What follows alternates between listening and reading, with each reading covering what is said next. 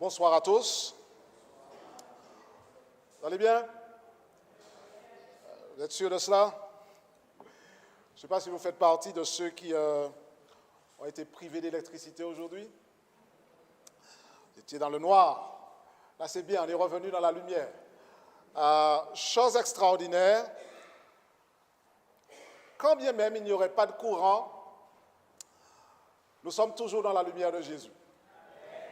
Ah, c'est la chose extraordinaire. Et peut-être que c'était une bonne chose pour ceux qui ont pleuré et qui ont donné toutes sortes de bénédictions à l'endroit des gens qui avaient coupé le courant. Ça nous prépare pour des temps difficiles. Si nous ne sommes pas capables de supporter cela, il faudra repasser l'examen, d'accord? Des temps encore plus difficiles viendront. Alors, nous sommes ce soir dans la lumière de Jésus, dans la lumière de la parole. Rappelez ce que la Bible dit. Pour ceux qui connaissent bien le texte biblique, ta parole est une lampe à mes pieds et une lumière sur mon sentier. Elle va nous éclairer. Et ce soir, nous sommes dans pratiquement la dernière ligne droite de notre parcours dans le livre d'Apocalypse. Vous avez certainement compris qu'il nous reste une séance vendredi soir. C'est un créneau inhabituel puisque nous avons eu un rythme mercredi, dimanche. Et là, nous allons terminer avec une rencontre vendredi soir. Nous allons entrer dans le sabbat et nous allons clôturer en beauté ce séminaire préparation pour la crise finale. Alors, que je vous dise tout de suite, à propos de ce séminaire, nous n'aurons pas l'occasion de faire le tour du livre, mais dans le parcours que nous avons fait, j'espère que nous avons au moins pu mettre le doigt sur des éléments saillants qui vont contribuer justement à nous préparer pour cette crise qui arrive. Alors, juste avant d'entrer dans le sujet de ce soir, je nous invite déjà à faire des préparatifs et à revenir sur ces éléments-là pour ne pas les oublier, à constamment rester dans le livre, à constamment rester dans la parole de Dieu. Il y a une question qui m'est parvenue, mais nous allons la prendre vendredi soir, histoire d'optimiser le temps de ce soir. Donc vendredi soir, nous allons répondre à une question qui m'est parvenue avant de terminer notre séminaire. J'aimerais commencer par une question. Avant d'avoir cette question, en fait, nous allons lire le texte. Tiens, ma télécommande a décidé de ne plus... plus de lumière non plus. Voilà, c'est bien. Alors, le texte que nous lisons régulièrement, 2 Pierre 1, verset 19, dit quoi? Et nous tenons pour d'autant plus certaine la parole prophétique à laquelle vous faites bien de prêter attention, comme à une lampe qui brille dans un lieu obscur, jusqu'à ce que le jour vienne à paraître et que l'étoile du matin se lève dans vos cœurs. Texte que nous avons lu et relu, et j'espère que nous retenons bien l'idée. Nous faisons bien de prêter attention à la parole prophétique. Alors, ayant dit cela, laissez-moi juste poser une question très simple. Qu'est-ce qui vous fait vibrer dans l'Apocalypse? Qu'est-ce qui vous fascine dans ce livre? Ne répondez pas de vive voix, mais interrogez-vous vous-même. L'idée derrière cette question, c'est de nous amener à comprendre que l'important n'est pas de collectionner des informations à propos de l'Apocalypse pour dire qu'on sait et qu'on peut expliquer toutes choses. Je vais même vous dire une chose qui peut vous surprendre. La plus belle manière de faire plaisir aux dragons, c'est de devenir des spécialistes de l'Apocalypse et en même temps de ne pas vibrer pour l'agneau qui ôte le péché du monde.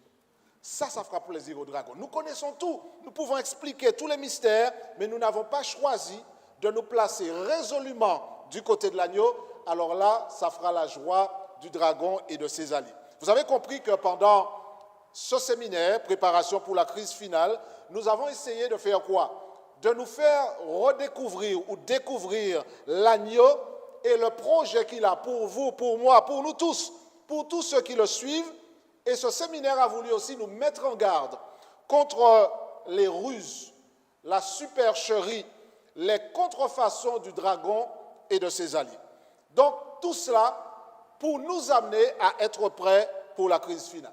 Vous savez que quand il y a un cyclone ou quand on annonce un mauvais temps, dites-moi ce que vous penseriez si la météo n'avertissait pas les gens et les laissait courir le risque de perdre leur maison, leurs biens, voire même de périr dans des inondations ou alors dans des glissements de terrain. On se dirait, mais à quoi sert la météo puisqu'elle est là pour nous avertir de la venue de mauvais temps, de telle sorte que nous puissions faire provision, nous préparer et sortir de l'endroit où notre vie pourrait être en danger. Eh bien, je vais vous dire clairement, cette information-là que nous sommes en train de découvrir dans l'Apocalypse nous met en garde contre quelque chose de bien plus important que cyclone. Ce n'est pas simplement un mauvais temps qui va passer, nous sommes en train de parler d'une crise finale, d'une crise extraordinaire qui va secouer la planète. Seuls pourront résister ceux qui ont ancré leur vie dans le projet de l'agneau et ceux qui sont clairement positionnés du côté victorieux, c'est-à-dire du côté de Jésus-Christ. Et c'est ce que nous nous sommes employés à faire pendant ce séminaire préparation pour la crise finale. Alors, avant que les derniers événements ne soient déclenchés, Dieu va faire en sorte que le message d'avertissement, que le bulletin météo d'avertissement, que l'alerte cyclonique, prophétique soit annoncée à l'humanité tout entière. Et c'est là où on voit de quel Dieu nous parlons. Le Dieu de la Bible, je dis que son nom doit être béni parce qu'il ne nous laisse pas dans les griffes du dragon, mais il nous avertit afin que tous ceux qui le souhaitent soient sauvés. Et c'est ce que j'aime avec ce Dieu-là. Il dit, tout le monde doit savoir, il y a quelque chose qui arrive. Préparez-vous, sortez de cet endroit-là, vous serez inondés, vous serez emportés. Ayez la vie sauve, rentrez dans le projet que j'ai préparé pour vous. Alors certaines personnes, en entendant cela, se disent, ça c'est ce qu'on raconte aux enfants avant qu'ils n'aillent dormir. Vous allez vous rendre compte que les personnes qui disent cela s'appuient notamment sur le fait que depuis des années, on dit que le Seigneur reviendra. Mais j'aime bien ce texte de la Bible dans 2 Pierre 3 qui dit « Le Seigneur ne tarde pas dans l'accomplissement de la promesse comme quelques-uns le croient. » Mais il fait quoi? Il use de patience envers vous, ne voulant pas qu'aucun périsse, mais voulant que tous arrivent à la repentance. Et c'est dans ce contexte-là qu'arrive le message des 3 anges. Ce message qui ne veut pas apparaître sur l'écran, mais ce n'est pas grave, il n'y aura pas beaucoup de diapos ce soir de toute façon. Ce message des 3 anges est dans Apocalypse 14. Je vais vous demander d'ouvrir vos Bibles rapidement. On ne va pas s'appesantir dessus, puisque j'ai cru comprendre qu'au cours du trimestre prochain, le thème du manuel d'études sera justement le message des 3 anges. Donc on ne va pas s'appesantir dessus, mais il y a un certain nombre de choses à dire. Et vous verrez où est-ce que je veux arriver avec tout cela. La Bible dit dans Apocalypse 14 qu'il y a 3 anges qui présentent chacun un message particulier. Et ce premier ange, le premier ange annonce un message. Alors, c'est 3 anges qui vont proclamer à voix forte ce message. Qu'est-ce que le message déclare? Le premier ange dit ceci, Apocalypse 14. Alors, nous allons lire à partir du verset 6. Puis, je vis un autre ange qui volait par le milieu du ciel, ayant un quoi? Dites-moi, je veux bien entendre ça. Qu'est-ce qu'il avait? Un évangile éternel. Ça veut dire quoi? Le message qui est présenté par le premier ange, nous sommes dans l'avertissement à la planète. Suivons bien. Le message est qualifié d'évangile éternel. Ça veut dire que l'évangile ne change pas. L'homme est pécheur. Le message de l'évangile, c'est quoi? C'est un message qui dit simplement que l'homme est pécheur, que le salut ne se trouve qu'en Jésus et que ce salut-là est garanti par le sang de l'agneau, par la grâce qu'il nous fait, que Jésus est mort, qu'il est ressuscité, qu'il est à la droite du Père, qu'il intercède pour nous. L'évangile est éternel. Personne ne changera l'évangile, ni le dragon, ni la bête qui monte de la mer, ni la bête qui monte de la terre. L'évangile sera toujours la bonne nouvelle du salut en Jésus-Christ. Et je dis merci au Seigneur pour cela, parce que l'évangile est éternel. Et cet évangile-là, nous avons besoin de le proclamer. Nous avons besoin que ceux et celles qui sont autour de nous et qui ne connaissent pas cette bonne nouvelle puissent le recevoir et comprendre que Dieu est disposé à pardonner leurs péchés, qu'ils se repentent, qu'ils discernent les pièges du dragon et qu'ils se placent du côté de l'agneau, de telle sorte qu'un jour, toutes ces personnes qui choisissent Jésus puissent passer l'éternité avec lui. Donc l'évangile, c'est ça. l'évangile éternel, c'est celui qui annonce la victoire, celui qui présente la promesse de Jésus, le salut gratuit. C'est l'annonce, tout ça c'est l'évangile, l'annonce de la destruction finale du dragon, de sa famille, des amis et des alliés. Tous seront terrassés par la victoire de l'agneau. Donc l'évangile, c'est les deux. C'est à la fois la victoire de l'agneau et la destruction du dragon et de sa famille. Et l'ange qui annonce cet évangile éternel dit également au verset 6, « Craignez Dieu ». Alors, on poursuit la lecture, au verset 7 du moins. Il dit d'une voix forte, « Craignez Dieu et donnez-lui gloire, car l'heure de son jugement est venue, et adorez celui qui a fait le ciel et la terre et la mer et les sources d'eau. » Je voudrais juste m'arrêter sur cela un moment. Comme je vous ai dit, on pourrait dire beaucoup sur les messages des trois anges, mais je voudrais juste, avant d'entrer dans une autre partie de l'Apocalypse, faire quand même le tour de la question. Ça vaut la peine d'être fait. Craignez Dieu. Ce n'est pas une invitation à avoir peur de Dieu, mais à le révérer, à avoir une relation avec lui qui soit basée sur le respect de qui il est, sur la reconnaissance de sa majesté, de sa souveraineté. C'est le respecter suffisamment pour marcher selon ses instructions. Craignez Dieu, dit l'ange, craignez Dieu, donnez-lui sa place, donnez-lui son rang, sa valeur, prenez-le au sérieux. Pourquoi? Parce que l'heure de son jugement est venue. Ça veut dire quoi? Ça veut dire que c'est avant donc la venue de Jésus que le jugement a lieu. Il y a certaines personnes qui croient certaines choses basées sur la télévision. On a tous une vision du jugement dernier. C'est très hollywoodien dans notre esprit. La démarche que nous préconisons ici, c'est de retourner vers la Bible et de laisser la Bible nous éclairer. Lorsque Jésus reviendra, d'après la Bible, c'est simplement pour exécuter le jugement qui aura déjà été instruit. Donc, ce n'est pas lorsque Jésus reviendra qu'il décidera qui est qui fait partie du groupe de l'agneau, qui fait partie du groupe du dragon. C'est aujourd'hui que nous faisons le choix. Le jugement a lieu avant l'exécution de la sentence, avant le millénium. D'ailleurs, je profite de l'occasion pour dire que si ce que la Bible dit est vrai, cela montre bien que ce n'est pas à la mort qu'on va au paradis, puisqu'il y a bien une phase de jugement. D'accord? Ce n'est pas lorsque quelqu'un meurt qu'il va directement au paradis. Mais ça, c'est une étude à part entière qu'on pourra examiner à une autre occasion. Donc, le message du premier ange rappelle que la distinction entre les disciples du dragon et de ses alliés et les disciples de l'agneau, eh bien, cette distinction est basée sur la fidélité et la loyauté au message de l'évangile éternel, au message qui nous vient du Dieu créateur. Je vais maintenant dire quelque chose qui devra nous interpeller. Le premier ange annonce ce message important, l'évangile éternel. L'évangile éternel nous invite à reconnaître celui qui a fait quoi? Le texte dit bien, nous l'avons lu, adorer celui qui a fait le ciel et la terre et la mer et les sources d'eau. En d'autres termes, celui-là est présenté donc comme leur créateur. On est d'accord là-dessus? Adorer celui qui est créateur. Or, depuis un moment, le diable, expert en contrefaçon, qu'est-ce qu'il fait? Il va pousser l'humanité à ne pas reconnaître Dieu comme étant créateur. L'évangile éternel nous invite à adorer celui qui a fait le ciel, la terre, la mer, les sources d'eau. Or, le diable va infiltrer dans l'esprit des gens l'idée que Dieu n'est pas créateur. Qu'est-ce qui me permet de dire cela? Eh bien, vous avez entendu parler de Darwin.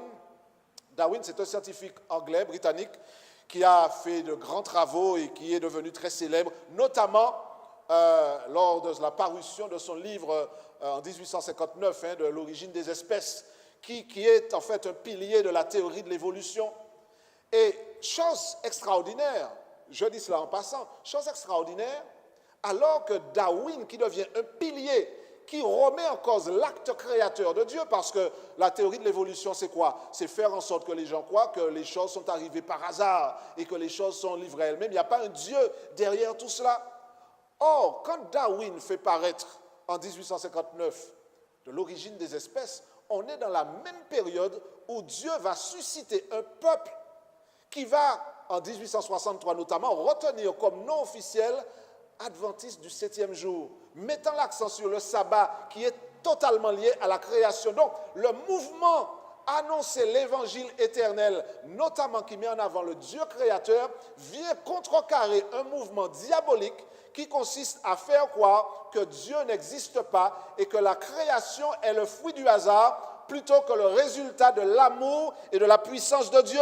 Alors, plaçons-nous bien dans la perspective. Il ne faut pas que nous perdions le fil. Qu'est-ce que le dragon a comme mandat? Son mandat, c'est de détruire Dieu et de détruire le projet de Dieu. Donc, lorsque moi, je reconnais Dieu comme créateur et que selon le message du premier ange, j'adore Dieu qui a créé le ciel, la terre, la mer et les sources d'eau, je suis en contradiction avec le message que le diable veut faire passer. Dieu n'a pas créé, Dieu, vous n'en avez pas besoin. Et ça va même plus loin. Vous allez comprendre ce que ça veut dire. Le sabbat. Le sabbat, c'est le 7e jour de la semaine. La Bible est claire à ce sujet. D'ailleurs, je mets au défi qui que ce soit de me trouver un texte de la Bible qui nous invite à retenir comme jour de repos un autre jour que le 7e jour. La Bible est claire à ce sujet. Que va faire Dieu? Dieu va susciter un peuple, le peuple des observateurs du sabbat, pour que l'évangile éternel ne soit pas éteint, pour que la reconnaissance de Dieu créateur soit encore d'actualité. Donc chaque fois que j'observe le sabbat du 7e jour, je suis en train de dire clairement que je fais partie du camp de l'agneau. Chaque fois que j'observe le sabbat, je suis en train de faire une déclaration de prise de position. C'est un manifeste d'appartenance au camp de l'agneau, à Jésus. J'observe le sabbat, le 4e commandement. Je suis dans l'obéissance à un Dieu qui me donne le sabbat pour commémorer l'acte créateur. Le commandement du sabbat ne dit-il pas « Souviens-toi du jour du repos » ? Parce que Dieu a créé en 6 jours, mais le 7e jour, il a mis à part. D'accord? Donc, le commandement du sabbat me rappelle l'acte créateur de Dieu. Alors, ça fait déjà plusieurs soirs que nous sommes là. Je vous dis que Dieu suscite un peuple pour pouvoir faire en sorte que le sabbat soit mis en avant. À votre avis, le dragon, que va-t-il faire, d'après vous? Ben, il va chercher à faire autre chose. Il va chercher à faire en sorte que le sabbat tombe dans l'oubli et qu'un autre jour, contrefaçon, vous vous rappelez la démarche du dragon? Chaque fois que Dieu fait quelque chose, il a une contrefaçon. La trinité satanique, la trinité divine, chaque chose a une contrefaçon. Donc pour le sabbat, qui commémore l'acte créateur de Dieu notamment, eh bien le diable va faire en sorte que les hommes retiennent un autre jour de repos. Et il fera en sorte que les hommes l'intègrent. Il fera le forcing pour que ça devienne le jour du repos. Donc, la question du jour du repos est une question extrêmement importante. C'est plus qu'un service religieux. Lorsque j'observe le sabbat, je ne suis pas en train simplement de dire « je n'avais rien à faire chez moi, donc je suis en train d'observer le sabbat ». Je suis en train de prendre position et de dire « je reconnais Dieu comme créateur et je suis dans l'obéissance à sa loi, à ses commandements, parce que je l'aime et je sais quelle place il a dans ma vie ». Alors, à ce stade, je crois qu'il faut préciser une chose. Le sabbat en lui-même ne me place pas automatiquement dans la famille de Dieu. Je peux chômer tous les samedis et appartenir au camp du dragon. Je peux venir à l'église tous les samedis et ne pas être dans le camp de l'agneau. Donc, le jour du sabbat, le 7e jour, le samedi, c'est un jour comme tous les autres. Le soleil se lève de la même manière, il se couche de la même manière. Sauf que Dieu, créateur, a dit dans la Bible, j'ai travaillé pendant 6 jours, le 7e jour, je me repose et je vous demande d'en faire de même. Observez le 7e jour comme jour de repos. Donc, quand j'observe le sabbat, je revendique mon appartenance à Dieu. Je revendique que je suis sorti des mains du Créateur, que Dieu est le Créateur et que je suis de la postérité de la femme. On l'a étudié, Apocalypse 12. Le dragon est irrité contre la femme et il fait la guerre au reste de sa postérité. Ceux qui font quoi? Ceux qui gardent les commandements de Dieu et qui ont le témoignage de Jésus. Donc, il y a aujourd'hui de nombreuses personnes en Martinique et ailleurs qui ne savent pas, peut-être parce qu'on ne leur a jamais appris, et que ces personnes ont peut-être reçu des informations qu'elles n'ont jamais cherché à vérifier à la lumière de la Bible. Mais je répète, si quelqu'un me montre dans la Bible que le jour du repos n'est pas le 7e jour, je reviendrai ici derrière ce même micro pour présenter mes plates excuses puisque je vous aurai raconté des histoires. Comme je sais que ça n'arrivera pas, je réaffirme et je dis encore que le sabbat est extrêmement important, non pas simplement parce que je somme ce jour-là, mais parce qu'en observant réellement le sabbat, je dis que Dieu est créateur, je détermine qui est l'objet de mon adoration, je démontre mon allégeance et ma loyauté à Dieu et à sa parole, et je reconnais à travers le sabbat et la loyauté envers la loi de Dieu en général comme étant un élément clé du sceau de Dieu. D'ailleurs, dans le commandement du sabbat, on a les éléments constitutifs d'un sceau, le domaine, le créateur, etc. Donc, en observant le sabbat, je reconnais que Dieu est créateur. Le dragon et ses alliés vont tout faire pour contrecarrer la volonté de Dieu. Et il va faciliter la mise en place d'un autre jour de repos. Le sabbat, c'est le 7e jour, le samedi. Alors, si vous regardez autour de vous, vous allez vous rendre compte que la plupart des communautés chrétiennes observent non pas le samedi comme jour de repos, mais le dimanche. Alors, la question se pose, est-ce que la Bible nous demande de faire cela? Tous ceux qui lisent la Bible savent très bien qu'à aucun moment, la Bible ne nous invite à retenir comme jour de repos un autre jour que le samedi, et certainement pas le dimanche. Alors, la raison pour laquelle nous en parlons ainsi, et nous insistons, c'est parce qu'il y a des personnes encore aujourd'hui qui ne savent pas que le sabbat, c'est le jour du repos de l'Éternel, et qu'en observant un autre jour, on est simplement en train de pratiquer quelque chose qui n'a pas de fondement biblique. Le diable, c'est le champion de la contrefaçon, et il utilisera sa supercherie pour pouvoir y arriver. Laissez-moi vous donner un élément qui va vous montrer à quel point ça va loin. La théorie de l'évolution dont j'ai parlé un instant est une manière de tailler en pièces la démonstration biblique de l'acte créateur de Dieu. Qu'est-ce qu'on nous fait croire? Que l'homme est le produit du hasard. Il a commencé comme une petite grenouille, et puis que le temps passant, eh bien, la grenouille a voulu s'étirer les jambes et puis marcher un petit peu. Donc elle est sortie du ruisseau, et puis finalement, ça donne ce que vous voyez à l'écran, jusqu'à ce que finalement on ait redressé la tête. Et puis on commence à marcher sur nos deux pieds. Chose étonnante, certains diront pas étonnante du tout. Cette théorie qui est en contradiction flagrante avec la Bible est acceptée par une grande majorité de la population mondiale. Je vais même vous dire qu'en 1996, le 23 octobre notamment, Jean-Paul II, le pape Jean-Paul II, a reconnu que les théories de Darwin étaient, et je cite, plus qu'une hypothèse. C'est ce que dit Jean-Paul II. Vous pouvez le vérifier vous-même dans toutes les bonnes sources d'actualité. Ça veut dire quoi? Ça veut dire que même dans des églises clairement établies, des églises chrétiennes bien établies, l'idée même de l'évolution n'effraie plus et qu'on est prêt à accepter cette idée selon laquelle ce n'est pas seulement une hypothèse, il y a du vrai dedans. D'ailleurs, dans certaines églises protestantes, on essaie de faire un mariage contre nature.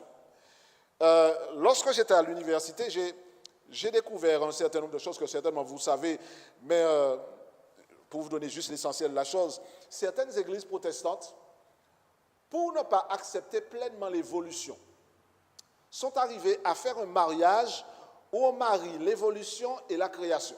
Qu'est-ce qu'on va vous dire? On vous dit que oui, Dieu a créé, d'accord? Il a créé la matière première. Donc il a lancé les petits têtards là, et puis il les a laissés. C'est lui qui a créé les têtards. Mais en plus, il les a laissés là pendant un bon moment, et puis au fur et à mesure, il s'est dit, ils vont grandir, et puis ils vont sortir de l'eau finalement. Donc c'est ce qu'on appelle l'évolution théiste. C'est-à-dire que théiste de théos en grec. Donc ça veut dire que Dieu est dedans, mais évolution. Évolution théiste. Donc j'essaie de prendre un petit peu de ce que la Bible dit, et puis je le marie avec ce que les hommes disent. Donc vous comprenez que le danger est clair. Pourquoi? Je vais vous faire allusion à un point parmi tant d'autres. Pourquoi est-ce que j'insiste autant sur la création par rapport à l'évolution? Parce que si vous acceptez la théorie de l'évolution, vous ne pouvez plus accepter le sabbat. Clair et net. Si vous acceptez l'évolution, c'est-à-dire que les hommes n'ont pas été créés par Dieu en tant qu'hommes, et puis que finalement il a fallu des millions d'années pour que finalement l'homme devienne homme, vous n'avez plus le récit génésiaque de la création qui dit que le premier jour Dieu a créé, le deuxième jour il a créé, jusqu'au sixième jour. Et on parle de jours littéraux, des jours de 24 heures. Et que le septième jour, d'accord, Dieu s'arrête de créer, il sanctifie ce jour-là, il le bénit et il en fait un jour de repos qu'il demande à l'homme de commémorer de manière hebdomadaire. Donc si j'accepte la théorie de l'évolution, je ne peux plus être d'accord avec Genèse 1 et 2 et la question du sabbat vole en éclats. Et vous comprenez que c'est ce que le diable demande, puisque si je n'ai plus cette notion de sabbat, comment est-ce que je peux recevoir le message du premier ange qui me dit « Adorez celui qui a fait quoi ?» Non pas celui qui a fait le tétard et puis qui l'a laissé là, hein. Celui qui a créé les cieux, la terre, la mer et les sources d'eau. Dieu est créateur. Donc, l'artifice magistral du diable, c'est d'intégrer cette histoire d'évolution pour qu'on puisse mettre de côté un élément clé de l'adoration qui est le sabbat, qui est le jour de repos de l'Éternel. Alors, je vais aller encore plus loin. Voilà comment le diable fonctionne. Je vais vous donner encore un autre élément. Comment faire pour que les hommes puissent trouver normal que l'évolution soit ce qu'il faut croire, et puis considérer de manière suspecte l'enseignement de la Bible? Vos enfants, nos enfants, vont à l'école. Et c'est là que ça commence. Il y a une trentaine d'années, ou plus que ça, j'ai lu un livre. En fait, pas un livre, c'était dans le Reader's Digest, c'était un concentré, un résumé d'un livre qui s'appelait Un espion plus vrai que nature. Et ça m'a fait sourire parce que dans le livre, on nous expliquait comment, avant, on envoyait des espions. Vous savez, pendant la guerre froide, etc., une nation envoyait un espion qui essayait de se déguiser, passer en catimini pour pouvoir espionner l'autre nation.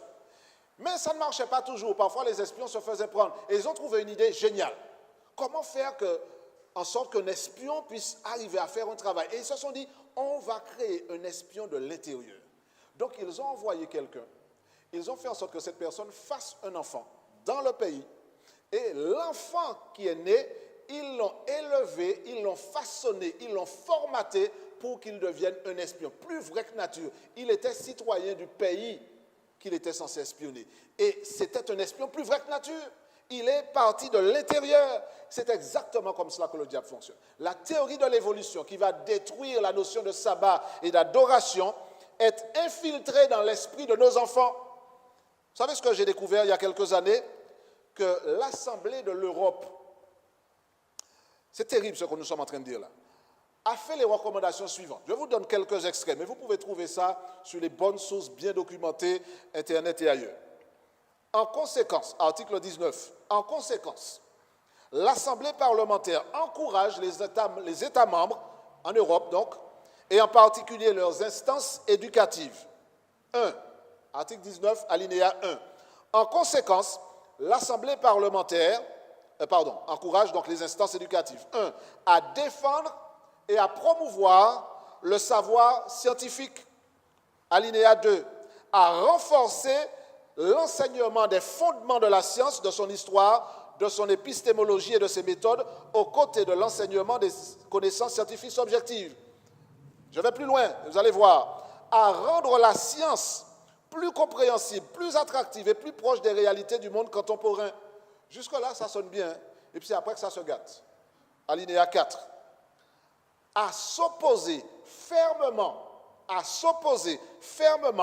à l'enseignement du créationnisme en tant que discipline scientifique, au même titre que la théorie de l'évolution, et en général, à ce que les thèses créationnistes soient présentées dans le cadre de toute discipline autre que celle de la religion. Et puis un dernier, à promouvoir, je lis cet article 19 alinéa 5, à promouvoir l'enseignement de l'évolution en tant que théorie scientifique fondamentale dans les programmes généraux d'enseignement. C'est ça qu'on est en train de faire passer comme message dans les instances éducatives européennes depuis plusieurs années. Et ils disent, article 20, l'Assemblée se félicite de ce que les 27 académies de sciences d'État membres du Conseil de l'Europe aient signé en juin 2006 une déclaration portant sur l'enseignement de l'évolution et appelle les académies des sciences qui ne l'ont pas encore fait à signer cette déclaration. Donc, ça veut dire que nos enfants qui vont à l'école, subtilement, un espion plus vrai que nature. Ils grandissent, et quand vous allez arriver chez vous et puis leur dire, on va lire Genèse, ils vont vous poser des questions, ce qui n'est pas mauvais en soi, mais ils ont déjà été formatés à ne pas croire cela. On va leur présenter la création comme des fables, des histoires pour les gens qui sont faibles d'esprit, et ils vont valoriser la connaissance scientifique. Sauf que, pour paraphraser le livre de Job, où étaient les scientifiques lorsque Dieu appelait la terre à l'existence? Où étaient-ils lorsque l'univers était étalé, que Dieu constellait le ciel d'étoiles? Où étaient-ils? Ça, c'est une phase de déstabilisation de ce message qui nous invite à adorer le Créateur. Je pourrais dire aussi comment le diable subtilement fait entrer dans l'esprit de nos enfants et des autres la théorie du genre, où on est en train de faire croire aux gens que Dieu n'a pas vraiment créé hommes et femmes, mais que chacun se détermine en fonction de ses idées, quel que soit son sexe biologique, on va décider qui on est. On est en train de dénaturer la nature. En fait, la chose est tellement grave que quand on parle de théorie du genre et son pendant, qui est la capacité pour les gens de nouer des unions conjugales, même en étant de même sexe, on est en train de dénaturer un principe biblique. Et vous me direz quel rapport avec l'Apocalypse? Dans l'Apocalypse, l'image du mariage est utilisée, pas seulement dans l'Apocalypse, mais notamment dans l'Apocalypse, pour décrire la relation la plus importante qui soit, celle de l'époux qui va rencontrer l'épouse, celle de l'agneau qui va rencontrer son église. La femme de l'Apocalypse, elle va rencontrer son époux. Et cette image du mariage est galvaudée. La société subtilement a intégré les sophismes du dragon et fait passer dans le fonctionnement de la société, dans l'éducation de nos enfants, des notions qui sont en train de dynamiter l'enseignement biblique. Donc quand l'ange dit « Adorez celui qui a fait le ciel, la terre, la mer et les sources d'eau », cet ange nous rappelle l'évangile éternel, pas l'évangile du 19e siècle, pas l'évangile pendant un moment, mais l'évangile éternel. Je vais plus loin, on va revenir sur cette question-là. Les trois anges donnent un message capital. Le deuxième ange, d'ailleurs, on ne va pas s'atterniser là-dessus parce qu'on l'a vu récemment, le deuxième ange dit quoi? Retournons dans Apocalypse 14. C'est important de dire cela. Hein. Les anges qui présentent ces messages disent des choses importantes. Le deuxième ange, au verset 8, dit, il est dit donc, un second ange, suivi en disant, elle est tombée, Babylone la grande, qui a abreuvé toutes les nations du vin de la fureur de son impudicité. Donc, Babylone est tombée. Moi, je me réjouis, pourquoi? Parce que l'évangile est éternel, mais Babylone n'est pas éternelle. C'est ça qui est, vous voyez le contraste qui est là.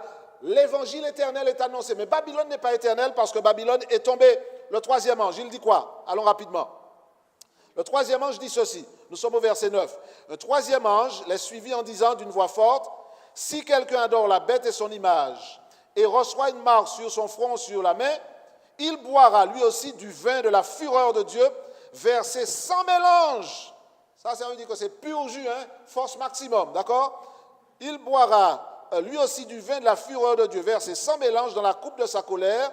Et on a vu, notamment dans les soirs précédents, comment, à travers l'image de la cuve, des raisins, etc., comment Dieu va punir les méchants et en leur faisant boire la coupe de sa colère. La coupe de sa colère. Alors, je fais encore une parenthèse ici. Vous me direz, mais comment justement, à propos de ce troisième ange, comment est-ce qu'on va faire pour recevoir la marque? C'est juste une parenthèse, d'accord? Ça, c'est juste pour la route. Tous les éléments sont déjà en place. Il y a quelqu'un qui m'a dit, je ne sais pas s'il faut que je prenne une carte vitale parce qu'il y a une puce dedans et ils vont me trouver. J'ai dit, cher ami, même sans carte vitale, on t'a déjà trouvé. D'accord? En fait, il faut bien comprendre une chose. Hein.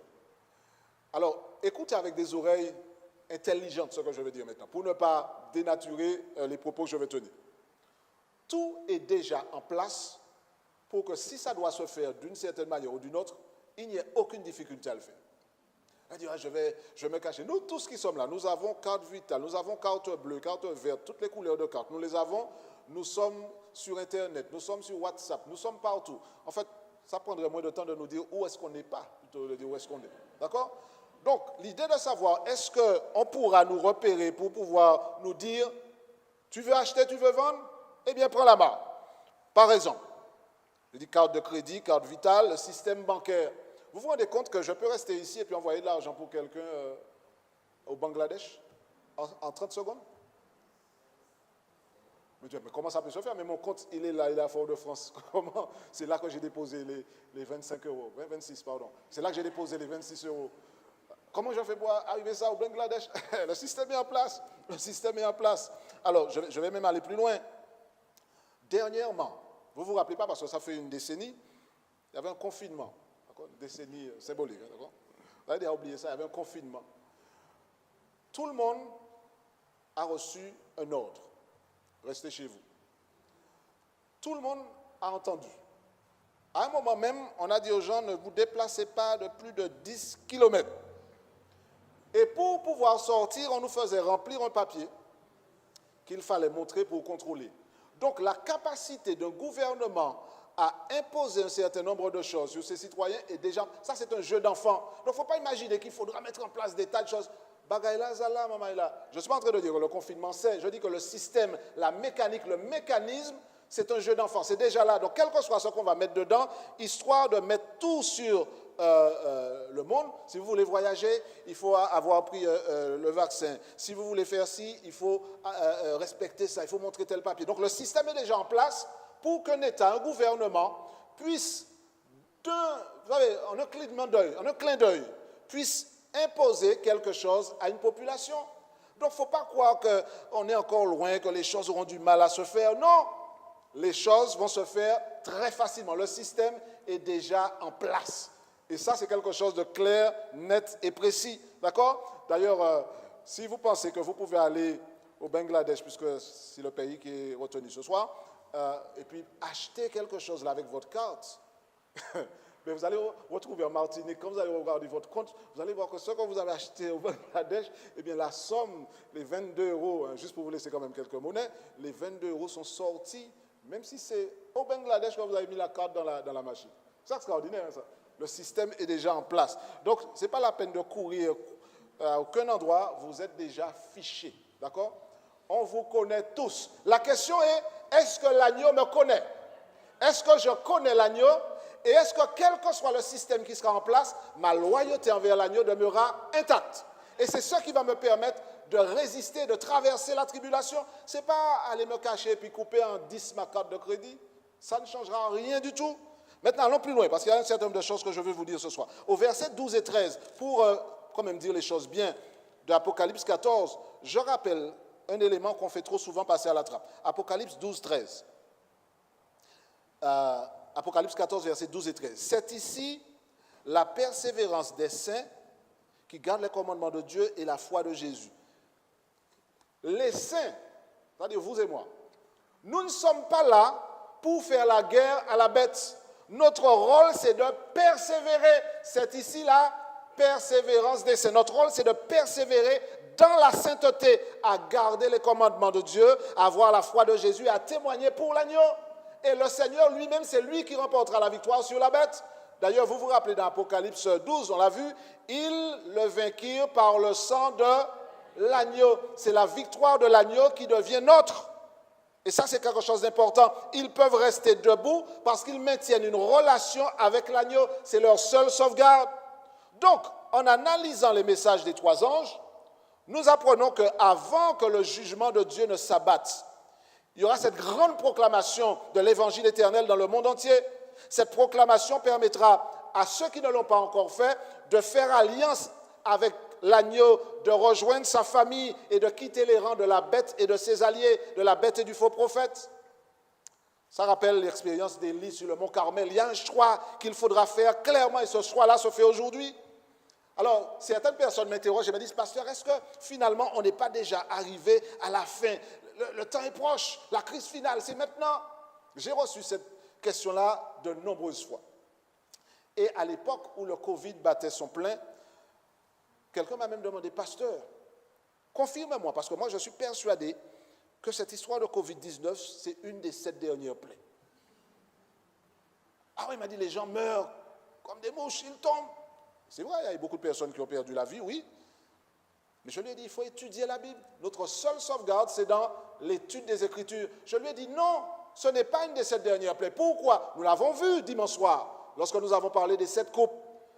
Les 7 plaies, les 7 dernières plaies arrivent à quel moment? Après la fin de l'intercession, lorsque le temple est fermé et que personne ne peut plus rentrer. D'accord? Donc, c'est à ce moment-là que les 7 dernières plaies vont être répandues et ne vont toucher que qui? Que ceux qui ont la marque de la bête. D'accord? Nous avons bien étudié ça. Donc, on ne peut pas venir et puis dire, voilà, eh bien, le Covid, c'est une des plaies, etc. Il ne faut pas tomber dans le catastrophisme, mais on va voir ça vendredi soir. Je vais vous expliquer quelques éléments pour nous mettre en garde et éviter de tomber dans des pièges très, très, très, très subtils. Donc, il est important d'être vigilant. Mais le diable va encore plus loin. Il va encore plus loin. Qu'est-ce qu'il fait? Il va faire mousser la culture du conflit. Vous avez aujourd'hui de plus en plus de conflits sociaux, de plus en plus de guerres. Il y a un climat dans le monde qui montre que la tension monte. Ça devient de plus en plus tendu. Et on habitue les gens donc à cette histoire de conflit, de tension. Et puis, il y a tout ce qui se passe dans la société. J'ai déjà parlé tout à l'heure de la théorie du genre, du mariage de personnes de même sexe, etc. La théorie de l'évolution qu'on fait entrer dans nos écoles. Et je ne vous ai même pas lu cette citation qui est extraordinairement méprisante. Voilà ce qui est dit à propos des créationnistes, c'est-à-dire des gens qui croient dans le récit de la création tel que la Bible le présente. Les créationnistes sont en fait partisans d'un profond retour en arrière et qui, à long terme, peut s'avérer particulièrement préjudiciable pour l'ensemble de nos sociétés. Donc, on est en train de nous faire passer pour des rigolos qui n'avons rien d'intéressant dans la tête et que nous sommes des arriérés, que nous sommes rétrogrades, que nous sommes dans un profond retour en arrière. Mais je répète, ceux qui gagnent, ce sont ceux qui restent fidèles à la parole de Dieu. Ceux qui gagnent sont ceux qui restent du côté de l'agneau. On va essayer de me faire prendre un 6.9, mais je dis non, je sais lire, je sais discerner par l'Esprit de Dieu ce que la parole de Dieu déclare. Je sais quelle est la vérité, parce que l'Esprit de Dieu, c'est l'Esprit de vérité. Et le diable est en train sournoisement de faire entrer certaines choses. J'ai mis à l'écran une image sur ce qu'on appelle Climate Sunday. Je vais vous dire jusqu'où le diable va. Climate Sunday, c'est quoi? Il y a une différence, que je le dis très clairement, entre une cause et l'utilisation d'une cause pour pouvoir faire avancer une idée particulière et puis rallier le monde entier derrière soi. Climate Sunday, c'est une initiative, regardez comment c'est subtil, qui, comme son nom l'indique, met en avant le climat. Alors, il y a eu, il y a quelques années, une démarche à Glasgow pour, vous savez, c'était la COP26. D'accord? Donc, on parle du réchauffement climatique, préserver la planète. Tout ça parle d'un bon sentiment. OK, il faut essayer de préserver la planète, il n'y a pas de problème. Mais dans la foulée, ils ont établi Climate Sunday. Vous n'êtes pas obligé d'être anglophone averti pour savoir que Sunday, ça veut dire quoi? Dimanche. D'accord? Donc, le dimanche du climat. Vous pouvez vérifier ça en rentrant chez vous sur Internet. Le dimanche du climat. Qu'est-ce que ça veut dire? Ça veut dire que dans les pays en Irlande, en Écosse et dans ces pays-là, ils ont mis en avant un système qui fait qu'ils demandent aux gens d'avoir un dimanche spécial pour penser à la création. Ce n'est pas un samedi spécial, un dimanche spécial, comme par hasard. C'est Climate Sunday. Donc l'idée, c'est de dire qu'on va parler du climat, mais on va le faire à l'occasion des services du dimanche. Vous avez compris un petit peu dans quelle direction les choses vont. Donc, on est en train de dire, faisons attention au climat, prenons des actions. Et pour montrer cela, eh bien, le dimanche, lorsqu'on va adorer, on va mettre en avant la création. Donc, subtilement, on fait passer une cause qui pourrait être intéressante, et puis on le mélange avec l'idée de dimanche. C'est à ce moment-là qu'on adore. Donc là, le peuple qui vient adorer va se rappeler que la terre, c'est Dieu, etc. Et puis on fait entrer un subtil mélange qui va semer le trouble dans l'esprit des uns et des autres. Allons plus loin. Allons plus loin. Non seulement il y a Climate Sunday, il y a ce qu'on appelle Sunday Alliance. Alors, c'est quoi cette histoire de l'Alliance pour le dimanche? L'Alliance pour le dimanche, vous allez pouvoir trouver ça vous-même aussi sur Internet. Et vous allez voir, je parle bien des pages documentées officielles. Hein. Je ne parle pas des conspirationnistes qui inventent tout et n'importe quoi. Là, on parle de l'Alliance pour le dimanche. C'est quoi? C'est une manière de dire, alors écoutez bien la subtilité, hein, et voyez comment ça essaie de dynamiter le message du premier ange. Le travail, c'est bien. Mais il faut un jour pour la famille. Parce qu'il ne faut pas trop travailler, il faut pouvoir prendre le temps de se reposer pour ne pas avoir trop de stress. Tout ça, c'est bien. Hein? Tout ça, c'est bien. Il ne faut pas trop travailler, etc. D'accord? Alors ça s'adresse aux gens qui travaillent, hein, pas aux gens qui sont déjà dans la fainéantise à un stade avancé, mais les gens qui travaillent. D'accord? Donc, à un moment, il faut pouvoir lever le pied et puis ne pas en plus plonger dans un stress. Penser à la famille. Et quelle est l'idée géniale qui a surgi? Comment faire pour pouvoir penser aux familles? Donc, nous invitons à avoir un jour de repos dans la semaine pour penser aux familles. Quel jour, à votre avis, est choisi? Eh bien oui, le dimanche. Pourquoi pas Alliance pour le samedi? Non, Alliance pour le dimanche. Pourquoi? Parce que l'idée, c'est de déstabiliser l'évangile éternel et de faire passer un message subtil que ce que Dieu dit n'est pas vrai. Depuis le jardin d'Éden, Dieu a-t-il réellement dit? Milim, Dieu a-t-il réellement dit? Faisons cela. Donc ça part d'une bonne idée. La famille, le repos, pas de stress, on travaille trop, il faut lever le pied, formidable. Eh bien, qu'est-ce qu'on va faire? Eh bien, on va protéger le dimanche comme jour de repos. Le dimanche, on va se reposer. Alors que la Bible a déjà établi clairement que le jour du repos, c'est le 7e jour. Donc, on est en train de voir là la démarche du dragon, la créature qui prend le pas sur le Créateur. Ce n'est pas ce que le Créateur a dit, mais c'est ce que la créature déclare. Donc, on est là dans l'alliance pour le dimanche. Je pourrais vous donner d'autres exemples, comme par exemple le rapprochement qu'il y a depuis quelques années entre les différentes dénominations, protestants, luthériens, catholiques et autres. Tout le monde se rassemble.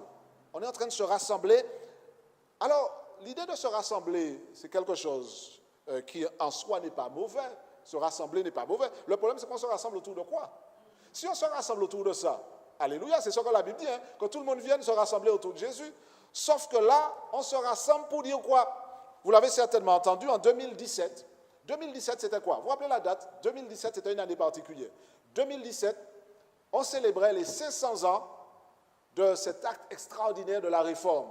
Vous vous rappelez comment Martin Luther avait placardé sur les portes de l'église de Wittenberg les 95 thèses qui allaient donner le mouvement pour la grande réforme, etc.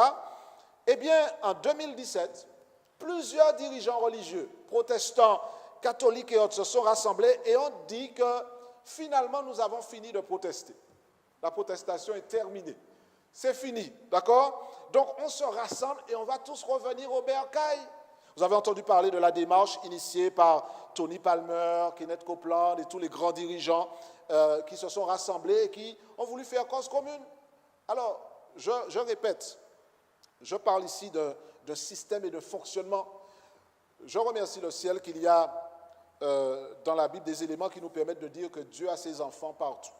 Ce n'est pas parce que vous faites partie de l'église adventiste du 7e jour que vous appartenez à l'agneau, d'accord? Vous pouvez être membre de l'église, votre nom peut être en premier sur le registre d'église et vous appartenez au dragon et à sa confrérie, d'accord? Donc il ne faut pas qu'on se trompe de combat. Notre combat n'est pas contre qui que ce soit. Et je remercie le ciel parce que j'aime les adventistes, j'aime les témoins de Jéhovah, j'aime les catholiques, j'aime les juifs, j'aime les musulmans, j'aime les évangéliques. J'aime tous les êtres humains parce que c'est ça le message de l'évangile éternel. Je dois aimer les uns et les autres. Par contre, j'aime aussi la parole de Dieu et je ne peux pas la mettre sous un tapis. Je dis qu'elle dit que si on se rassemble, la parole de Dieu doit être centrale parce que l'évangile est éternel. Donc je ne peux pas enlever une partie dedans et puis en disant, bon finalement, il y a une partie là concernant le 7e jour qui me dérange, je vais le remplacer par le premier jour ou par un autre jour. Non, ce n'est pas biblique. D'accord? Donc, il y a un certain nombre de choses qui sont en train de se faire en ce moment pour mettre en avant un projet qui n'est pas compatible avec la volonté de Dieu. Et puis, je vais vous dire jusqu'où ça va encore. Mais on va pas... Je prends encore 2 exemples.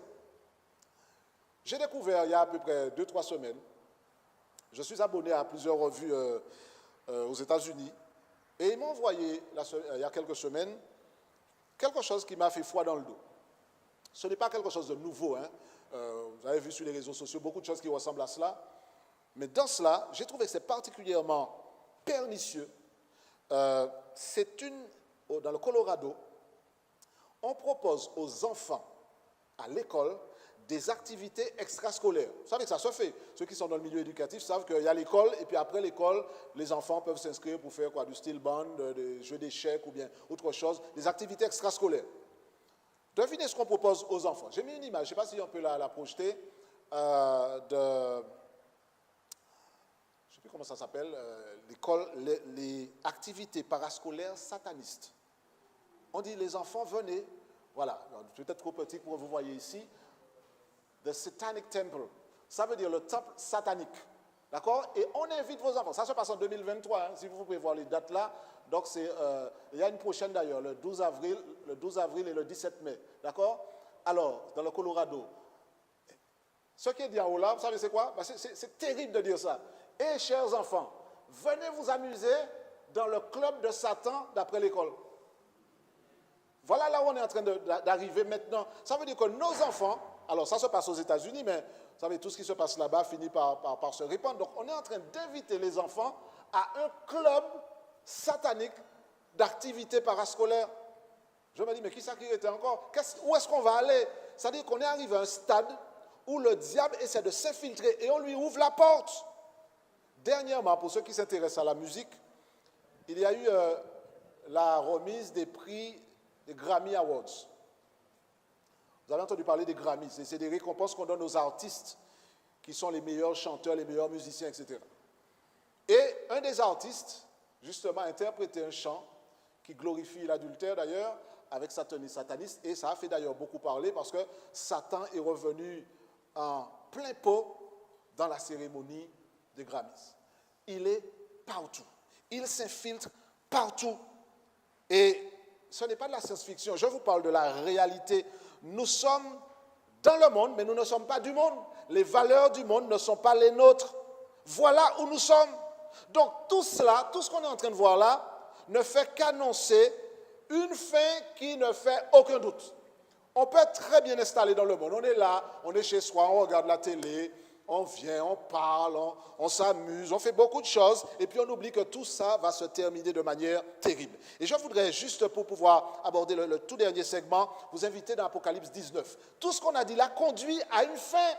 Et la fin, justement, elle est mais vraiment extraordinaire à plus d'un titre. Dans le chapitre 19, on va juste mettre le doigt sur les éléments saillants. Comme je vous ai dit, il y a beaucoup de choses qu'on pourrait voir, mais dans le temps du séminaire que nous avons retenu, il n'est pas possible de tout voir. Au chapitre 19, passons en revue rapidement. Le texte commence par une scène d'adoration. Après cela, j'entendis dans le ciel une voix forte d'une foule nombreuse qui disait « Alléluia ». D'accord? Alléluia. Donc gloire à Dieu. Le salut, la gloire et la puissance sont à notre Dieu parce que ses jugements sont véritables et justes. Il a jugé la grande prostituée qui corrompait la terre par son impudicité et il a vengé le sang de ses serviteurs en les redemandant de sa main. Alléluia est dit une deuxième fois au verset 3. Les 24 vieillards qui symbolisent l'humanité tout entière, tout le monde chante Alléluia, la grande foule qu'on peut faire équivaloir aux 144 000. Tout le monde chante Alléluia, gloire à Dieu parce que la victoire appartient à qui? Dites-moi. La victoire appartient à qui? À l'agneau, c'est Dieu qui a la victoire. Et le dragon, la prostituée sont terrassés. Et regardez ce qui est dit après. Je vais juste passer en revue quelques éléments, pas tous, mais on nous dit ici, au verset 7, « Réjouissons-nous ». Ça peut paraître bizarre hein, que dans tout ce cortège de destruction, on dise « Réjouissons-nous et soyons dans l'allégresse et donnons-lui gloire ». Pourquoi? Quelle est la raison? Car les noces de l'agneau sont venues et son épouse s'est préparée. Ça veut dire que l'épouse, c'est nous nous sommes préparés. Pour rencontrer l'époux, il faut se préparer. Préparation pour la crise finale. C'est là que nous y sommes. Préparation pour la crise finale. Vous savez que quand on se marie, il y a une attention particulière pour les vêtements. Parfois, on essaie de rivaliser d'imagination. Je vais voir ce que ça a donné. Je dois célébrer plusieurs mariages là, dans les semaines qui viennent. Et parfois, je suis étonné de ce que je vois. Mais bon, ça, c'est un autre sujet. Là, par contre, l'épouse est habillée. Alors, on va voir justement qui est le couturier qui lui a fait la tenue. Alors, verset 7 et verset 8 plutôt. Et il lui a été donné de se revêtir d'un fin lin éclatant pur. Car le fin lin, ce sont les œuvres des saints. C'est ce que le texte dit. Ça veut dire que l'épouse a revêtu une tenue, non pas qui est à la mode, mais une tenue qui est faite de fin lin pur. Et ce fin lin représente quoi? Les œuvres des saints. Vous vous rappelez le texte? Ceux qui appartiennent à l'agneau, sa famille, le reste de la postérité, qu'est-ce qu'ils font? Ils gardent les commandements de Dieu et ils ont le témoignage de Jésus. Ça veut dire que l'obéissance à la parole de Dieu, c'est ce qui va revêtir. Ce n'est pas par leur propre force, mais l'agneau leur permet de marcher dans la bonne direction et ils sont revêtus de ce qui a été la démonstration à qui ils appartiennent. Et Jean va d'ailleurs tomber, c'est quand même fascinant, quand il entend ça, Jean va pratiquement tomber aux pieds de l'ange. Lisons les versets 9 et 10, vous allez comprendre. Et l'ange me dit, heureux ceux qui sont appelés au festin des noces de l'agneau. Et il me dit, ces paroles sont les véritables paroles de Dieu. Et je tombais à ses pieds pour l'adorer, mais il me dit quoi? Garde-toi de le faire, je suis ton compagnon de service et celui de tes frères qui ont le témoignage de Jésus. Adore Dieu, car le témoignage de Jésus, c'est l'esprit de la prophétie. Ce même refrain-là, Jean qui tombe et puis qui se fait reprendre pour dire, pas moi, adore Dieu. On le retrouve dans Apocalypse 22, presque mot pour mot, d'accord? Vous pouvez vous lire ça à la maison puisque j'essaie d'aller un petit peu vite. Jean voit quelque chose de fascinant, les noces de l'agneau. Heureux ceux qui sont appelés aux noces de l'agneau, ceux qui vont participer. Je vous dis sincèrement, on peut ne pas m'inviter à tous les mariages qui vont se faire là, peu m'importe. Même si personne ne m'invite, je n'en mourrai pas, d'accord? Je vous dis ça tout de suite, je n'en mourrai pas. Je vais dormir sur mes deux oreilles parce que je me prépare pour un festin extraordinaire. Le festin des noces de l'agneau. Qu'est-ce qu'il y aura au menu? Ah, certains se disent de l'agneau. Non. Qu'est-ce qu'il y aura au menu? Il y aura l'agneau, bien entendu, mais ce n'est pas à le dévorer. L'agneau sera là. C'est sa présence qui va nous combler. Je ne sais pas ce qu'il a prévu dans le programme en détail, mais je sais que le simple fait d'être là, c'est déjà l'accomplissement de la promesse de Dieu. C'est le rêve devenu réalité. J'ai attendu ces noces, le jour est arrivé et je suis invité, je suis autour de la table. Ça, c'est la victoire qui est annoncée pour ceux qui appartiennent à l'agneau. Le dragon, il est dans le camp des perdants. D'ailleurs, regardez la suite, pour terminer quand même. Il faut dire la suite. Au verset suivant, qu'est-ce qu'on entend parler d'un cheval? Un cheval dans un mariage, c'est quoi ça? Ça ne fait pas bien ça. Alors, verset 11. Puis je vis le ciel ouvert, et voici parut un cheval blanc. Celui qui le montait s'appelle Fidèle et Véritable. Ça vous rappelle rien, Fidèle et Véritable? Relisez les chapitres précédents, chapitre 1, etc. Fidèle et Véritable, c'est qui d'après vous? C'est l'agneau, c'est Jésus, d'accord? On lui donne le titre de Fidèle, Véritable. Ça veut dire qu'on est assuré quand on est avec Jésus. Personne ne connaît son nom, dit le texte, d'accord? Il avait sur sa tête un nom écrit que personne ne connaît si ce n'est lui-même. Il est revêtu d'un vêtement teint de sang, au verset 13. Son nom est la parole de Dieu. Dans l'évangile de Jean, on nous dit que Jésus est le Créateur et qu'il s'est fait chair et qu'on l'appelle aussi la parole. La parole s'est faite chair. On parle bien de Jésus ici. Son vêtement est taché de sang. Parce que c'est d'une part l'agneau immolé, mais il vient justement de remporter la victoire dans la confrontation d'Armageddon. Son vêtement est taché de sang et Jésus vient, c'est le retour de Jésus. Et quand Jésus vient, il va se passer un certain nombre de choses. 1. Les méchants qui sont vivants seront terrassés. Les morts en Christ, qu'est-ce qui leur arrive? Ils ressuscitent et ils vont passer le millénium avec Jésus, les 1000 ans avec Jésus. Une question m'a été posée, je vais la glisser ici parce que ça cadre et on n'aura pas à revenir dessus. Quelqu'un m'a dit, mais la résurrection, combien de résurrections il y a exactement? Alors, la Bible présente 2 résurrections. La résurrection de ceux qui sont justes et qui sont appelés à la vie lorsque Jésus revient. Et puis la deuxième résurrection qui est la résurrection des méchants qui vont être ressuscités pour recevoir leur châtiment. Mais il y a d'autres résurrections dont notamment la parole prophétique à travers Ellen White mentionne. Si on s'en tient simplement au texte biblique, il y a ces 2 résurrections, bien que vous vous rappelez que lorsque Jésus est ressuscité, vous vous rappelez qu'il y a des personnes qui sont ressuscitées aussi avec Jésus, d'accord? Donc c'est une résurrection partielle. Et si vous lisez Ellen White notamment, elle vous dira que ces personnes ont été enlevées avec Jésus également. D'accord? Comme déjà un témoignage de la victoire. D'accord? Comme des prémices. D'accord? Donc ça c'est déjà une manière de dire que les résurrections partielles, c'est quelque chose qui ne doit pas être surprenant à notre entendement. Mais si on lit simplement ce que dit Ellen White, pour ceux qui lui accordent de l'importance, elle parle effectivement de la résurrection de deux autres groupes, qui sont des résurrections partielles.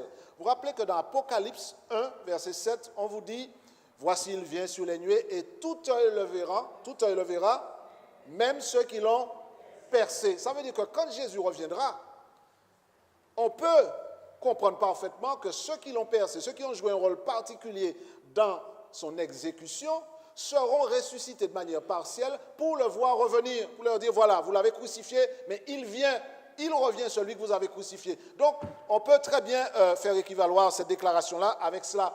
Et puis, si vous lisez d'autres écrits d'Ellen White, vous verrez aussi qu'il y a un certain groupe, juste avant le retour de Jésus, ceux qui ont prêché le message des trois anges, qui feront partie d'une résurrection particulière. Mais si on s'en tient simplement à ce que la Bible annonce, la résurrection des justes et la résurrection des méchants. Je vais vous dire très clairement.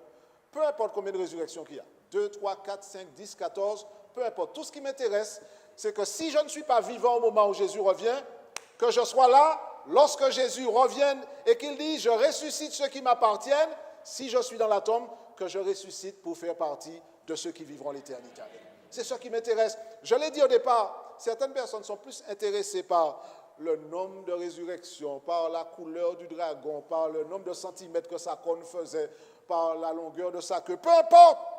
Ce qui m'intéresse, c'est d'être près de l'agneau et de vivre l'éternité avec lui. Ça, c'est la chose la plus importante. Donc, pour pouvoir boucler, je voudrais vous rappeler qu'il y a un festin. Et nous venons de le lire, le festin des noces de l'agneau. Vous avez reçu votre carton d'invitation déjà? Vous avez reçu? Il ne faut pas le jeter, il ne faut pas le perdre. Et ce carton-là, en fait, c'est l'évangile éternel qui nous invite justement à nous préparer. Mais il y a un autre festin. L'Apocalypse, c'est fascinant. Il y a toujours une contrepartie. Il y a le festin des noces de l'agneau et puis un festin de charognard. Ce n'est pas moi qui l'invente. Lisez ce qui est dit ici au verset, on ne va pas tout lire, mais au verset du chapitre 19 toujours. On va lire le verset, au verset 17 et 18. Et je vis un ange qui se tenait dans le ciel, et il cria d'une voix forte, disant à tous les oiseaux qui volaient par le milieu du ciel, « Venez, rassemblez-vous pour le grand festin de Dieu, afin de manger la chair des rois, la chair des chefs militaires, la chair des puissants, la chair des chevaux et de ceux qui les montent, la chair de tous, libres, esclaves, petits et grands. » Quand je parle de festin charognard, le verset 21 confirme, « Et les autres furent tués par l'épée qui sortait de la bouche de celui qui était assis sur le cheval, et tous les oiseaux se rassasièrent de leur chair. » Il y a la contrepartie du festin des noces de l'agneau. Festin des noces de l'agneau et puis le festin des perdants, de ceux qui ont été terrassés par la puissance de l'agneau et qui sont en train d'avoir une fin terrible. Mais il y a un élément avec lequel il faut quand même pouvoir dire une chose. Babylone est tombée, bonne nouvelle pour ceux qui appartiennent à l'agneau. Et puis on nous dit une chose à propos de la clique du dragon. Verset 19, Apocalypse 19, verset 19. Là, on passe beaucoup de détails, mais ce n'est pas important, je veux juste m'arrêter sur cela. Je vis, suivez bien, parce qu'il y a un détail qui ne va pas vous échapper. Et je vis la bête et les rois de la terre et leur armée rassemblés pour faire la guerre à celui qui était assis sur le cheval et son armée. Alors, soit dit en passant, ça ne s'arrête jamais. Dès qu'il y a l'agneau quelque part, c'est le moment-là. Voilà. Donc, ils sont là, ils font la guerre encore, ils se rassemblent pour faire la guerre à celui qui est assis sur le cheval blanc, c'est-à-dire Jésus avec son armée. Ils veulent faire la guerre. Lisez au verset 20. Alors, c'est là où il y a quelque chose qui doit faire tilt. Et la bête fut prise. Et avec elle, le faux prophète. Alors, la bête, c'est celle qui monte de la mer. Le faux prophète, maintenant, à ce stade-là, vous savez, le faux prophète, c'est la bête qui monte de la terre. D'accord? On l'appelle désormais bête qui monte de la terre. Donc, la bête fut prise, et avec elle, le faux prophète qui avait fait devant elle des prodiges par lesquels elle avait séduit ceux qui avaient pris la marque de la bête et adoré son image. Ils furent tous les deux jetés vivants dans les temps ardents de feu et de soufre. Qu'est-ce qui vous fait-il là? Il n'y a pas quelque chose qui manque? Qui c'est qui est jeté dans les temps de feu et de soufre? La bête et le faux prophète. Il manque pas quelqu'un? Trinité, d'accord? Donc, il y a 2 comparses qui sont déjà pris, qui sont jetés dans les temps. Il manque qui? Le dragon. C'est au chapitre 20 qu'on le retrouve. Au chapitre 20, qu'est-ce qui se passe? Je vis descendre du ciel un ange qui avait la clé de l'abîme et une grande chaîne dans sa main. Il saisit le dragon, le serpent ancien, qui est le diable et Satan, et il le lia pour 1000 ans et le jeta dans l'abîme. D'accord? On ne va pas s'appesantir sur ça, mais ça veut dire que quand Jésus revient, il va, avant d'amener ses troupes, passer le millénium, il va enchaîner symboliquement Satan. Il n'aura plus personne à séduire. Il sera là, arrêté comme un vulgaire mafra et interpellé par l'agneau qui va faire en sorte qu'il soit attaché. Il ne pourra plus rien faire. Et puis, pour pouvoir boucler la boucle, après le millénaire passé dans le ciel, eh bien, Satan qui était lié, qui se retrouve tout seul. Parenthèse encore, l'Apocalypse se lit en parallèle avec l'Ancien Testament. Ça ne vous rappelle rien? Satan qui est lié là et qui est tout seul, pratiquement dans un désert. C'est la même imagerie du sanctuaire, où pendant le Yom Kippour, il y avait le bouc qui était pour Azazel, qui était envoyé dans le désert. D'accord? Satan, eh bien, c'est la contrepartie de ce bouc-là qu'on envoyait dans le désert pendant le Yom Kippour. Il était condamné au désert. Et Apocalypse 20 nous dit que le diable est arrêté et pendant 1000 ans, il ne peut rien faire. Jusqu'au moment, au verset 7 et suivant, il est relâché de la prison et puis les membres de sa famille, ses amis et alliés, remontent à la surface de la terre. Qu'est-ce qu'ils font? Et là, on se dit vraiment, ils n'ont rien compris. Ils n'ont rien compris. Ils recommencent. Qu'est-ce qu'ils font? Ce qu'il a voulu faire depuis le départ, eh bien, ils montèrent sur la surface de la terre, ils investirent le camp des saints et la ville bien-aimée, mais un feu descendit du ciel et les dévora, et le diable qui les séduisit fut jeté dans les temps de feu et de soufre, où sont la bête et le faux prophète. Là, ils sont réunis. Ils sont réunis, les 2 étaient déjà dedans, et là, le Seigneur dit, eh bien, va rejoindre tes comparses, la boucle est bouclée, ils sont terrassés, la victoire de l'agneau est scellée, le diable a perdu, le dragon est terrassé et la famille de l'agneau est avec lui pour l'éternité.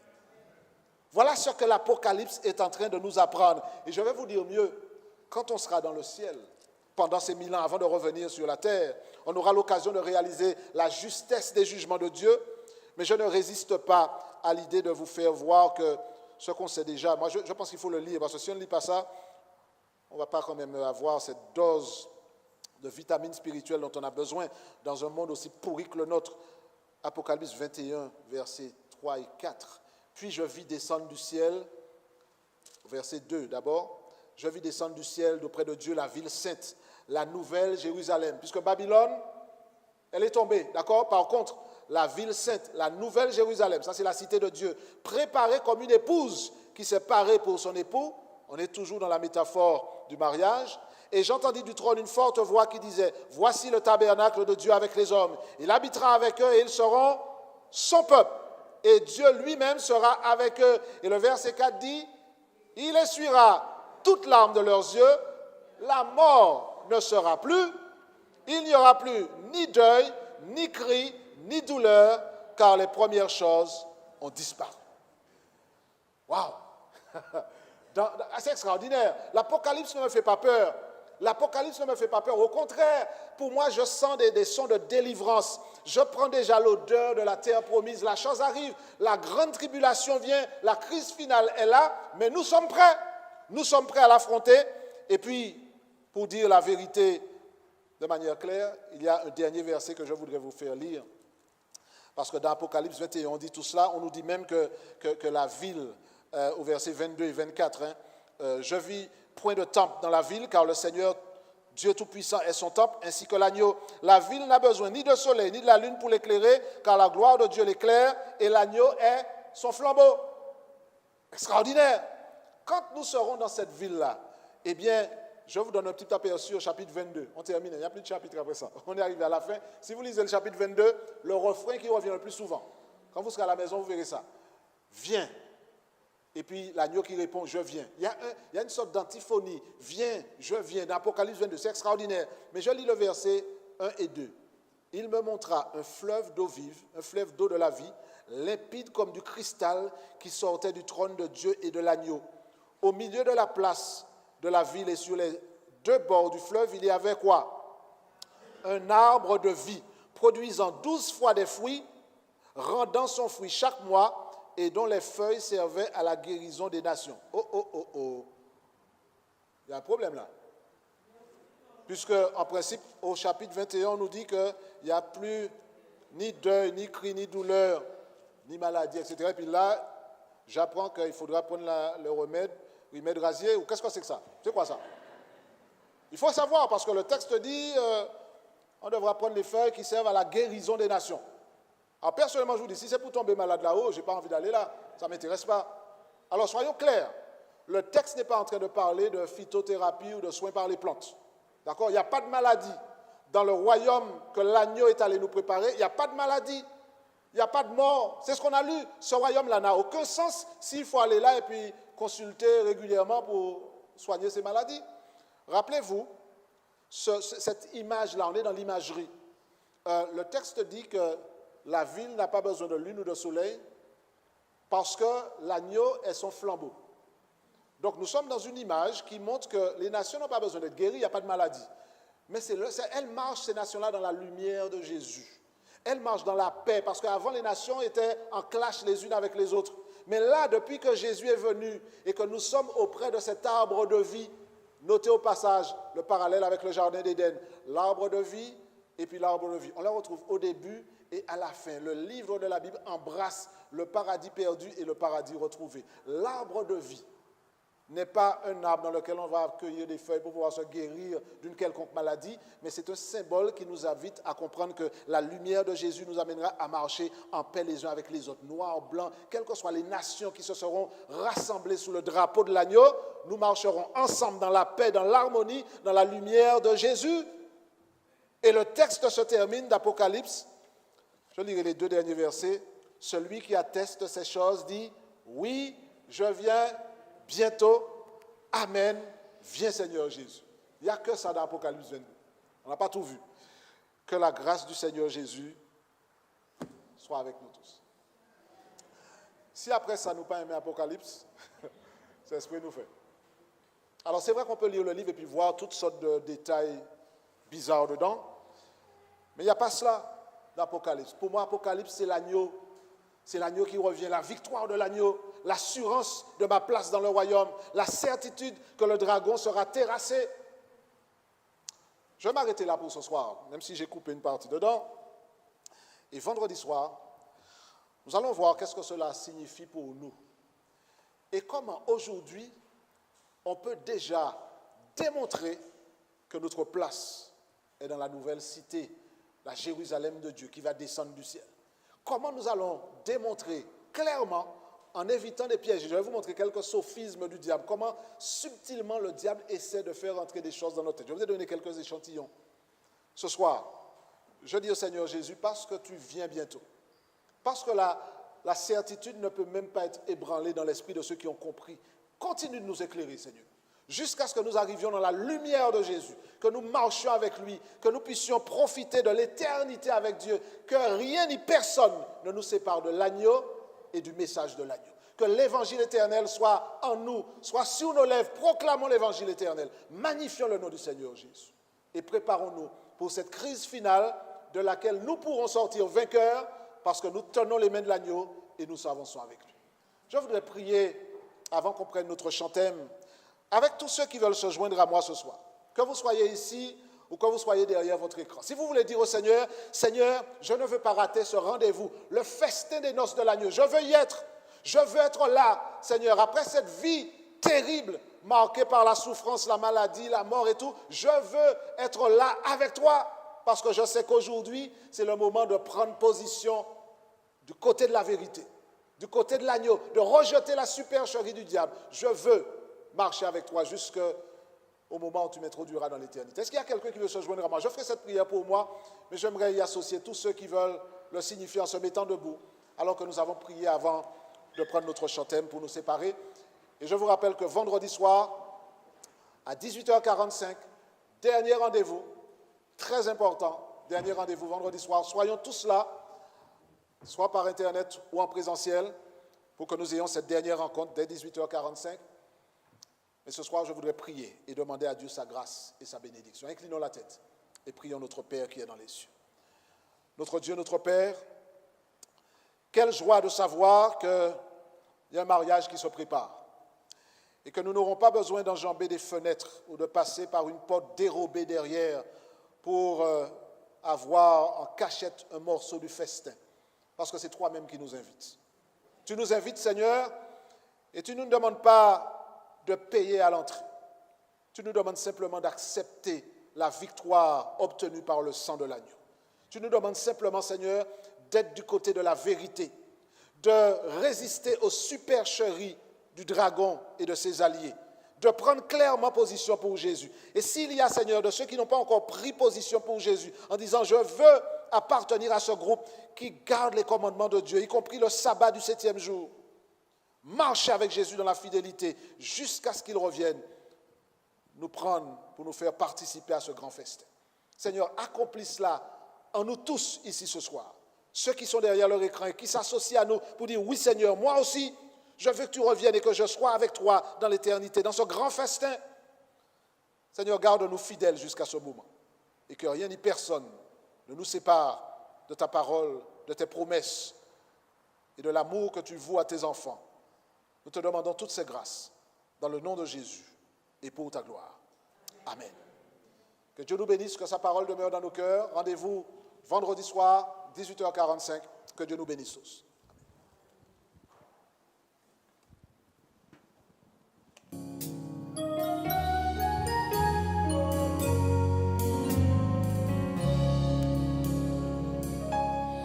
Dans l'épreuve,